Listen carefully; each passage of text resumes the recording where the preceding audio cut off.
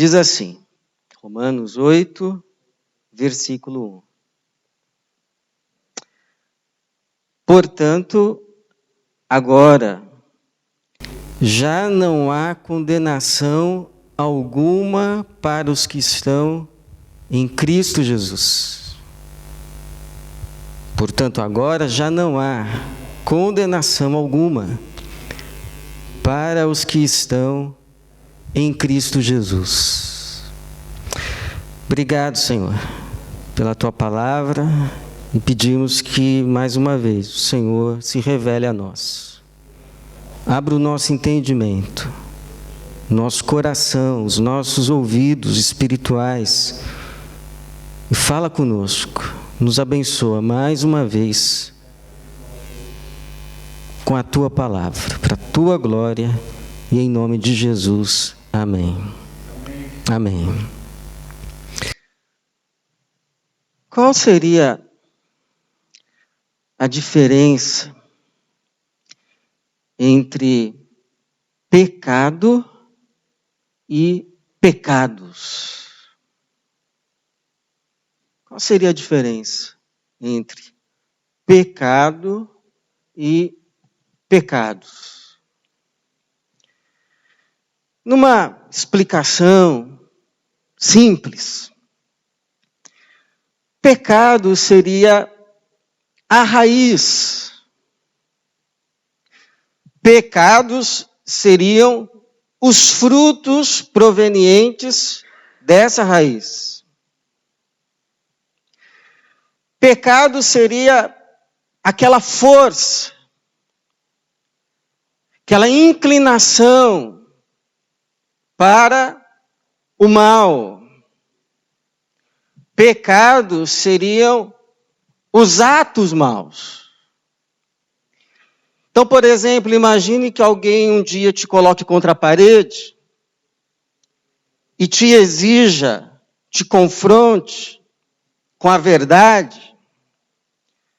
E aí, nesse momento que você está sendo confrontado com a verdade, te vem assim um impulso, uma intuição, de que se você falar a verdade, você vai se dar mal. Que se você falar a verdade, você vai sofrer algum tipo de punição. E aí, então, movido por esse impulso, por essa percepção, você fala, não fui eu. Não foi bem assim, deixa eu te explicar melhor. E aí começam as mentiras. Pois bem, então, aquele impulso é a natureza. É o que a Bíblia vai chamar de pecado no singular. As mentiras que saíram são os atos provenientes da natureza. E a Bíblia vai então chamar de pecados, os atos, os frutos, as consequências, os resultados no plural. É por isso que quando a gente fala assim, talvez você inclusive já ouviu essa expressão, pecado original. A maioria entende que é o pecado lá de Adão, no Jardim do Éden, quando ele comeu o fruto. Pecado original, não é isso. Quando a teologia vai falar de pecado original, está se referindo justamente a essa força, a essa natureza caída que dá origem aos pecados, às ações que inclusive cooperam para a nossa destruição. E que, portanto, nos trazem condenações. A primeira delas, a da impossibilidade de se viver de acordo com a vontade de Deus. Essa é a maior maldição. Porque a vontade de Deus para nós é vida. Os mandamentos do Senhor são santos, justos e bons. São como placas no caminho que nos mostram o caminho da felicidade. O caminho da alegria, o caminho da paz, o caminho do amor, o caminho da vida. Tanto é que a Bíblia vai dizer que quem viver por eles, quem andar por eles, viverá. Mas quem diz que a gente consegue? O Paulo vai dizer aqui em Romanos que existe essa lei dentro de nós que é mais forte do que a lei de Deus fora de nós. De modo que quando a lei de Deus diz assim, não cobiçarás, você já está cobiçando. Você nem estava pensando em cobiçar. Mas porque a lei disse, não cobice, já cobiça. É o que o Paulo vai dizer aqui, versículo de número 8 do capítulo 7. Mas o pecado, veja, no singular, a natureza, aproveitando-se da ocasião dada pelo mandamento, ou seja, a lei de Deus, provocou em mim todo tipo de cobiça, porque onde não há lei, o pecado está morto. Mas falou que não pode, já dá vontade. Essa é a condenação. Você diz assim, olha, não mexa aqui, porque eu fiz aqui um arranjo de eletricidade que se você colocar a mão, você pode morrer. E aí a pessoa sai e você diz assim, não, pode ficar tranquila, eu não quero mesmo. Mas a pessoa sai e você já começa a pensar, será que morre mesmo? Será que precisa mesmo tudo isso? Será que vai fazer mal se eu só pegar um pouquinho? Você sabe que fazer dieta faz bem. Que você precisa. E aí um dia vem assim, um pensamento, não, eu vou fazer. Aí você começa. Até a hora que você se dá de cara com o brigadeiro. E aí tem uma coisa assim que é mais forte. E aí você fala, não, vou comer só um. Mas daqui a pouco já está no segundo. Já está no terceiro. Já está no quarto. E parece que não sossega enquanto não acaba tudo. Você sabe que levantar cedo para fazer exercício é bom. E aí você um dia diz assim, olha, a partir de segunda-feira, vou colocar aqui o meu relógio, 6 horas da manhã, comprei um tênis da Nike, para eu não ter desculpa. 6 horas esse relógio vai tocar, eu vou levantar antes de ir para o trabalho, eu vou fazer a minha caminhada, eu vou fazer a minha corrida. Aí o primeiro dia você, tocou, não, eu vou e vai mesmo. Agora o segundo dia já, terceiro. Aí você fala assim, mas por que eu não consigo?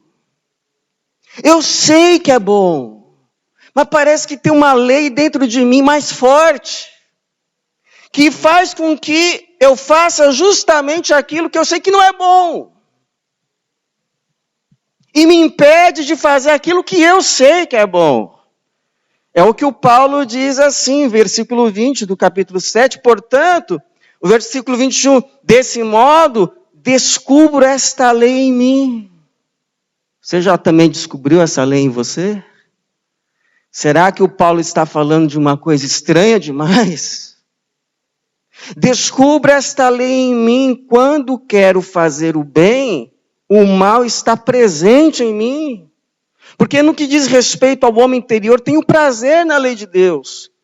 Mas vejo nos membros do meu corpo outra lei guerreando contra a lei da minha mente e me fazendo escravo da lei do pecado que está nos membros do meu corpo. Desgraçado ou maldito o homem que sou, quem me livrará do corpo desta morte? Morte. Porque a segunda condenação é o lixão. A segunda condenação é o lixão. Porque o pecado é como um câncer que degenera, que estraga, que apodrece tudo, a começar da alma, do espírito, da mente e depois do corpo. O que acontece, por exemplo, com um dente que é tomado pela cárie? Não tem como ficar lá mais. Quando toma tudo, chega num ponto que não tem como ficar lá mais. Tem que arrancar. O que acontece com um galho de árvore que pega um fungo? Chega uma hora que não tem como deixar na árvore, porque senão vai comprometer a árvore toda. Tem que cortar. O que acontece com uma fruta, uma maçã, que apodrece no cesto? O que tem que fazer? O que você faz? Vai deixar lá? Tem que tirar. E qual que é o destino do que se apodreceu? O lixo. O lixo. E é justamente da figura de um lixão, o lixão de Jerusalém, que surgiu a figura do inferno. Porque lá em Jerusalém, no Antigo Testamento, tinha um local onde o lixo da cidade era jogado. E era um lugar, se não me falha a memória, se chamava Vale de Rinom. O lixão da cidade, onde a chama consumindo o lixo ficava acesa o tempo todo. E lá nesse lixão não era só jogado o lixo, os detritos do dia a dia, eram jogados também os cadáveres dos criminosos, dos assassinos, dos bandidos, dos malfeitores. Daí surge então a figura do inferno, que é o destino daquilo que se apodreceu, do que saiu do propósito de vida, de Deus, porque Deus não quer esse destino para ninguém. Por isso que evangelho significa boas notícias. Essa é a condição que a palavra de Deus nos revela. Não se engane. Essa é a realidade, é a condição humana. Porém, o evangelho traz boas notícias. Ninguém precisa ter este destino. Ninguém precisa ter este fim. E a razão está resumida no versículo 1 do capítulo 8 que lemos. Portanto, agora já não há condenação alguma para os que estão em Cristo Jesus. Não está dizendo já não há uma ou duas condenações. Não está dizendo já não há muitas condenações.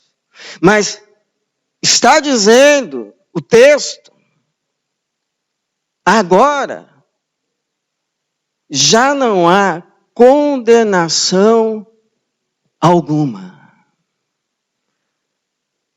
Condenação alguma não há significa não existe mais nenhuma, qualquer que seja, condenação para os que estão em Cristo Jesus. Jesus, por causa da sua vida e obra, nos livrou não apenas de uma ou duas ou muitas.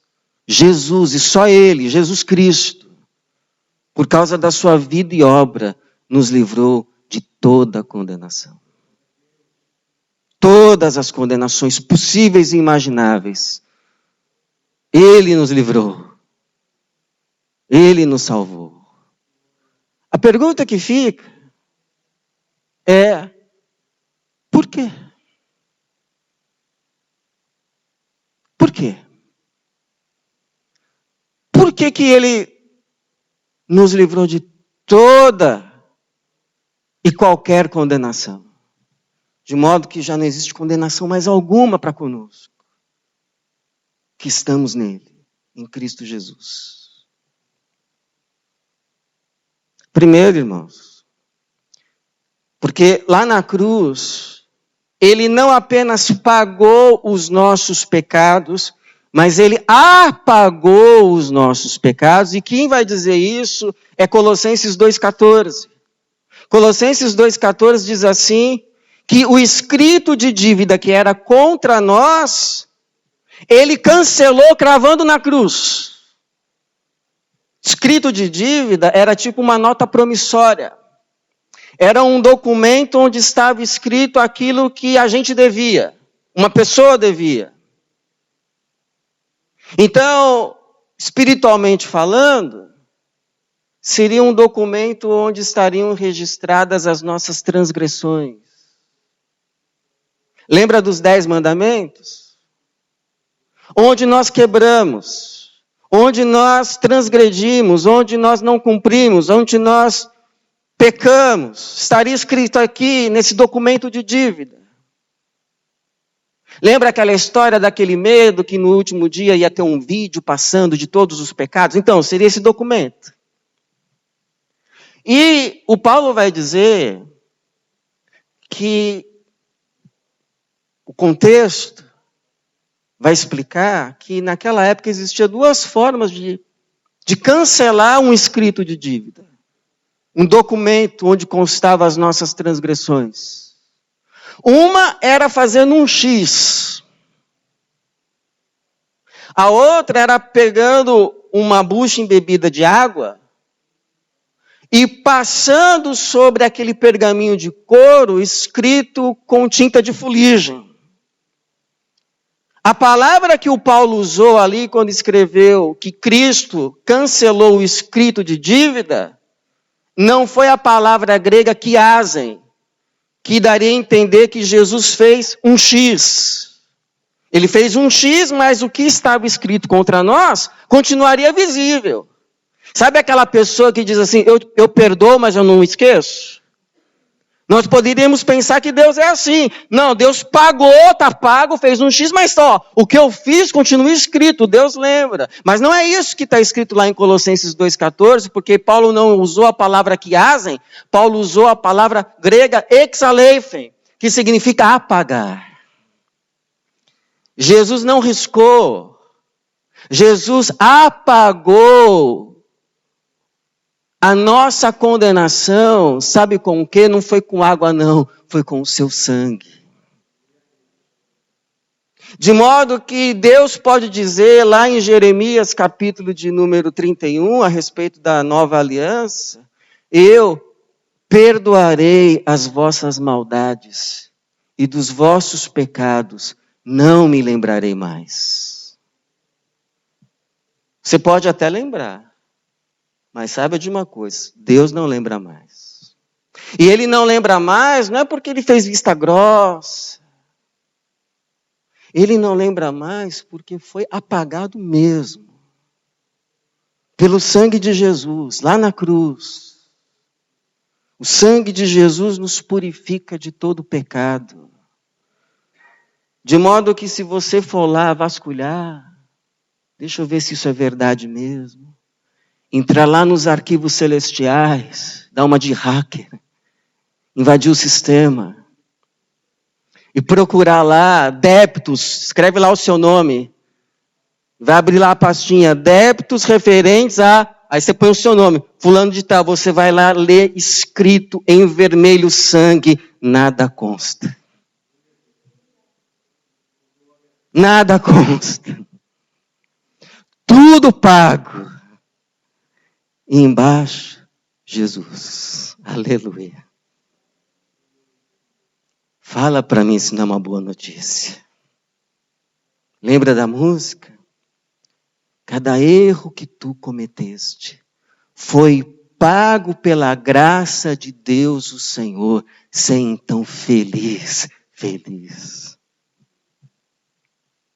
É muita boa notícia. É muita bondade. É muito amor. terceiro. Ou melhor, segundo, não é? Primeiro é porque Jesus não só pagou, mas apagou. Segundo, porque Jesus fez propiciação no nosso lugar, ou seja, o castigo, a punição que era nossa, ele assumiu. Ele tomou para si. E isso é importante saber porque algumas pessoas dizem assim, mas por que Jesus tinha que morrer na cruz? Deus não poderia simplesmente dar uma anistia geral, falar, está todo mundo perdoado, eu não vou mais levar em conta nada, eu sou legal. Deus não poderia ter feito isso simplesmente e evitar que Jesus tivesse que ir para a cruz. Ele não é Deus. Ele não poderia qualquer coisa que seja boa. Não qualquer coisa que seja boa. Se Deus, penso eu, abrisse mão da cruz, ele estaria abrindo mão da justiça. E abrindo mão da justiça, o universo, a criação, entraria em colapso. Porque algo que ainda sustenta esse universo é a coluna da justiça. Tirando essa coluna, a coisa cai, porque o mais malvado poderia reivindicar não só a absolvição de todas as suas maldades, mas a liberdade de continuá-las praticando infinitamente, sem receber nenhuma punição, porque afinal de contas, o Criador abriu mão da justiça. Mas não foi esse o caso.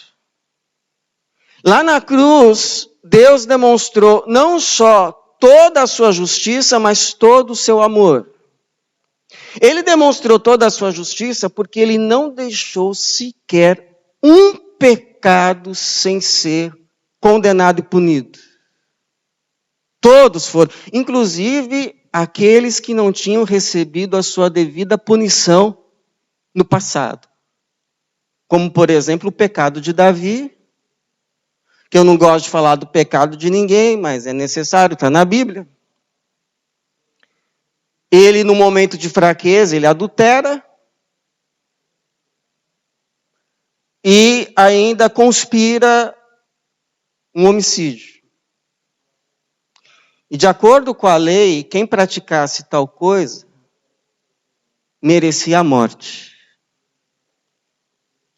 Deus manda o profeta até ele. E o profeta vai e lhe confronta, lhe mostra o erro, lhe mostra o pecado, o crime, e daí Davi cai em si.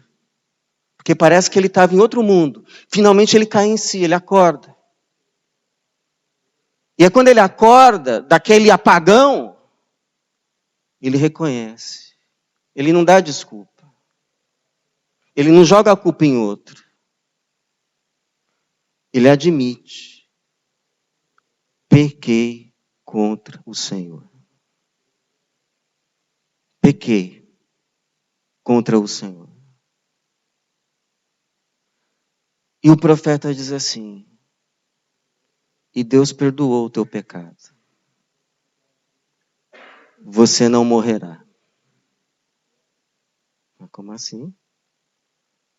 Como assim não morrerá? Só porque é o Davi? Na lei não está escrito que quem cometer tal coisas é digno de morte?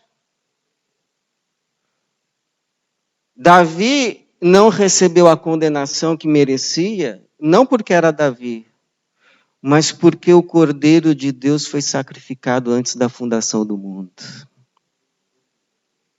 E já valia para perdoar aquele pecado. E aquele pecado de morrer por causa, aquela condenação de morrer por causa daquele adultério foi pago sim. Mas quem morreu por aquele pecado não foi Davi, foi Jesus. Jesus lá na cruz pagou pelo pecado de Davi. Mas não foi só o de Davi. Foi também o meu. E foi também o teu. Por isso é certo quando se diz que quem deveria estar na cruz éramos nós. Mas Deus então também não só demonstra toda a sua justiça, porque não deixa nenhum pecado impune, então o princípio da justiça se mantém, mas ele demonstra toda a sua graça e todo o seu amor, porque ele não condena todos esses pecados em nós. Mas ele condena todos esses pecados nele mesmo. Na pessoa encarnada do seu Filho.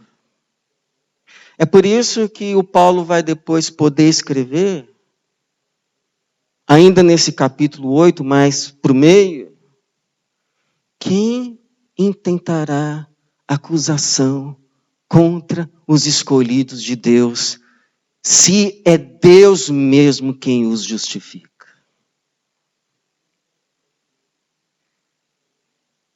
Então ninguém pode mais te acusar, nem o diabo. Porque quem te justificou na cruz foi o próprio Deus. O juiz pagou a dívida por mim e por você. Por isso que nenhuma condenação há. Não é porque se passou a régua. Não, porque foi pago mesmo. A sentença foi dada. A condenação foi executada. A diferença é que não foi em nós. Terceiro, irmãos, nenhuma condenação há, porque Jesus se tornou o nosso representante. Eu sei que de vez em quando a gente vem com aquelas historinhas. Ah, mas que negócio é esse? Foi lá o Adão que comeu a fruta e eu que tenho que pagar o pato. Não, não é justo. Isso a gente só mostra que faria o mesmo se estivesse no lugar dele. Porque mostra que tem a mesma natureza. E como se a gente não estivesse lá nele. Mas essa é uma outra história. A gente tem dificuldade de entender essa questão da solidariedade da raça, da representatividade, mas tem uma figura moderna que ajuda a gente. Sabe qual é? A do pênalti. Pênalti. Então imagina que a gente está numa final. Nós somos de um time, tem um outro. E a decisão foi para os pênaltis. O outro time bateu 5 e fez. A gente bateu 4 e fez. Agora vai o último lá bater. Se ele acertar, ótimo. Mas se ele errar, todo mundo perde. Porque a gente está no mesmo time. Aí o sujeito vai lá, arruma a bola. O juiz apita, ele corre, bate para fora. Pergunto. Errou o alvo. Passou longe. Aí eu pergunto. É só ele que perdeu? Não. Todos nós, porque nós fazemos parte de um mesmo corpo. A boa notícia é que Adão, aquele que perdeu o pênalti, já não é mais o nosso representante, porque a gente não está mais em Adão, a gente está agora em Cristo, aquele que acertou o pênalti. E porque ele acertou o pênalti, a gente vai subir no pódio com ele. A gente vai receber as medalhas também. E a gente, como ele, vai levantar a taça e vai ser declarado campeão. Não fala lá o Paulo? Onde está, ó morte, a tua vitória? E que em Cristo Jesus nós somos mais do que vencedores? Em Cristo Jesus somos mais do que vencedores. Porque o que aconteceu quando a gente creu em Cristo, a gente foi unido a Ele.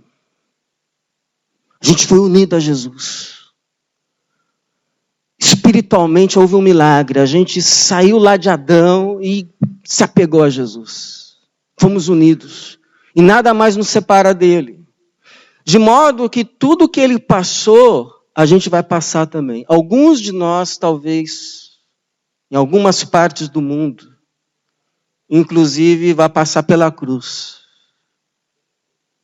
Porque está unido a ele. Mas não importa quais sejam os sofrimentos que vamos passar com ele. Porque o versículo 17 vai dizer, se somos filhos, também somos herdeiros. Herdeiros de Deus e co-herdeiros de Cristo. Se é certo que sofremos com ele, para que também com ele sejamos glorificados. Tudo que aconteceu com Jesus vai acontecer com a gente. Ele morreu, a gente vai morrer. Mas ele ressuscitou, a gente vai ressuscitar. Ele sofreu. Mas ele foi glorificado e nós também o seremos. Porque agora nós estamos nele, não mais em Adão, mas em Cristo. É como se tivesse assim, 2 vasos. Um escrito Adão e outro escrito Jesus. Nesse aqui escrito Adão está lixo. E o destino desse vaso é o lixão.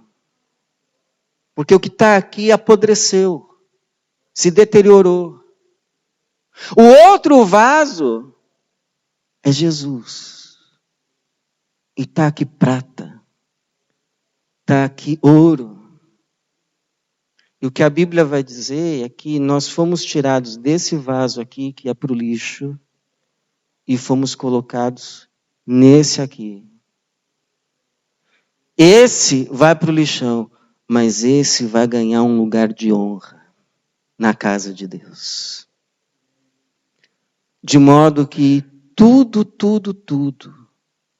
que Deus deu para Jesus, agora também é dado a nós.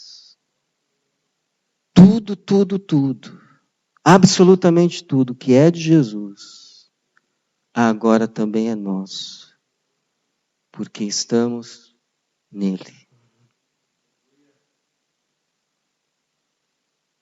Por isso que não há mais condenação. Não é porque a gente acerta, é porque ele acertou. E porque ele acertou, nós acertamos nele, com ele. Fomos com ele e estamos nele. Por isso Paulo vai dizer, para os que estão em Cristo Jesus. Essa expressão de Paulo é importante. Em Cristo Jesus. E por fim, não há mais condenação para nós que estamos em Cristo Jesus, nessa nova dimensão, porque Ele nos deu o seu Espírito. Porque alguém poderia agora dizer assim, ok, tudo isso aí que Jesus fez, legal, isso resolveu todos os problemas em relação aos pecados, mas e quanto a essa lei que me inclina para fazer justamente o que eu não quero, que continue em mim, o pecado no singular? E é verdade, porque, por exemplo, não adianta nada você me dar um manual de basquete. Eu vou ler o manual de basquete e eu vou concordar com as regras, eu vou concordar com as normas. Eu vou concordar com os princípios. Eu vou até falar, puxa, tem lógica. Porque senão não dá jogo, tem que ser assim mesmo. E aí, só que nesse manual está escrito o seguinte, que para fazer ponto tem que jogar a bola lá no cesto. Quem disse que eu consigo? Eu tento uma, é tabela, eu tento outra, vai para fora, eu tento outra, dá aro. Não consigo. Também tem uma outra regra, que diz assim, que para caminhar com a bola, Não pode pegar a bola assim e sair correndo. Tem que ir pingando cada passo, senão você andou. Eu também conheço um pouquinho de regra de basquete. Tem que ir pingando cada passo um pingo, senão andou, reversando outro time.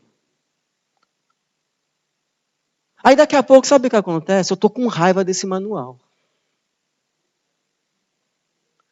Mas eu estou com raiva dele não porque ele é ruim, eu estou com raiva dele porque eu não consigo. Eu tento. De todo o coração eu tento, não, daqui a pouco já tropecei na bola. Daqui a pouco estou já sendo penalizado porque tropecei. Daqui a pouco eu já estou com raiva. Daqui a pouco eu já estou questionando, mas também quem escreveu esse manual? Quem foi que escreveu isso? Mas na verdade eu estou com raiva, não é porque eu não concordo que é bom, é porque eu não consigo. E até para isso, Deus proveu solução. Porque, mas peraí, para você entender. Agora também, né? Eu estou com raiva porque eu não consigo. Mas também se um dia eu acordar e eu tiver com o corpo do Michael Jordan, eu olhar assim no espelho, eu estou com a impulsão do Michael Jordan, eu estou com a habilidade, com o talento do Michael Jordan, mas eu nem preciso mais de manual. Me dá a bola aqui que eu nasci para isso, meu filho. Eu faço sem ver, eu enterro, não é problema. Manual já não é mais o problema para mim. Porque eu fui capacitado com uma força que não era minha.